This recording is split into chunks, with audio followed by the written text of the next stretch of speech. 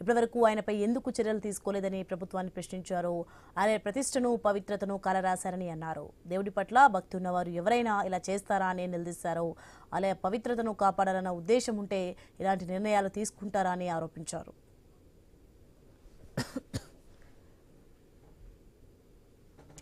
లడ్డూలో వాడే నెయ్యి విషయంలోనూ ప్రభుత్వ నిర్లక్ష్యం కనిపిస్తోందని జగన్ ఆరోపించారు. నెయ్యి క్వాలిటీ బాగోలేదని చంద్రబాబు హయాంలోనే టీటీడీ ల్యాబ్ తిప్పి పంపినా మళ్లీ అవే ట్యాంకర్లను టీటీడీకి అనుమతి ఇస్తున్నారని మండిపడ్డారు.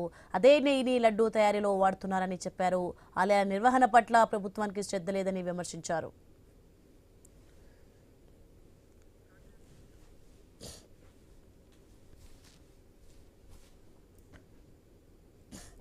తిరుమల లడ్డూ ప్రసాదం విషయంలో సీఎం చంద్రబాబే తప్పు చేశారని జగన్ మండిపడ్డారు. కావాలనే తమ మీదకి నిందను నెట్టే ప్రయత్నం చేస్తున్నారని అన్నారు.